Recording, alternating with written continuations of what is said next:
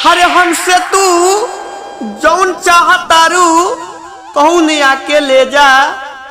हरे हे जान, हरे हे जान, बाकी होलिया में। हेलो दोस्तों, आप सभी को फिर से स्वागत है हमारे न्यू रुला देने वाला शायरी वीडियो में। तो चलिए आप सभी को टाइम वेस्ट ना करते हुए हम लेकर चलते हैं न्यू रुला देने वाला शायरी वीडियो में।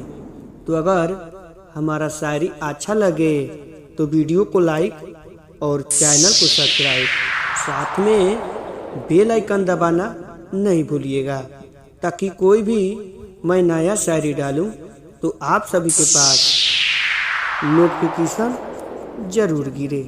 तो चलिए फाइनली आप सभी को टाइम वेस्ट ना करते हुए हम लेकर चलते हैं न्यू रुला देने वाला शायरी वीडियो में। रेडी 1 2 शो। हरे हरे हे जान, हरे हमसे तू जौन चाहतारू हरे तौन आके ले जा।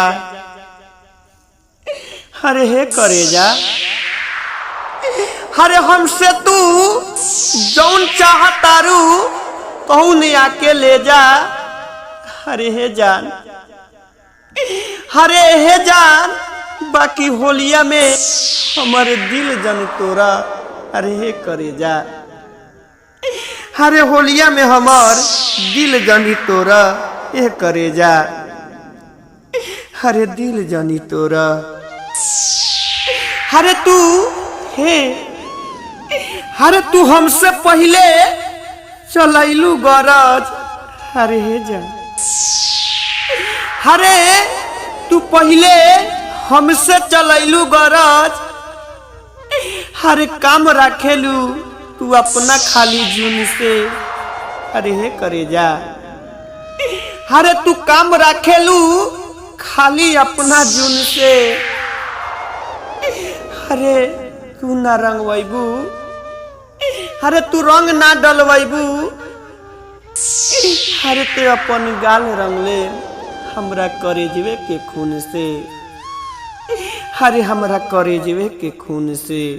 हरे जा, हरे ऐसे ना ए, हरे ऐसे ना रंगे देबू तो। हरे हे जान, हरे ऐसे ना रंगे देबू तो हमसे 2-4 हजार पाइलो। हरे हे करे जा, हरे हमसे तू 2-4 हजार पाइलो। हरे ऐसे तू हमर दिल ना तोरा। हरे ऐसे तू हमर दिल ना तोरा। हरे होली में तनका रंग लगवाइलो। हरे होली में तनका रंग लगवाइलो। हरे हे करे जा, हरे हे जा, तू रंग लगवाइलो। तो हेलो दोस्तों, आप सभी को हमारा शायरी कैसा लगा?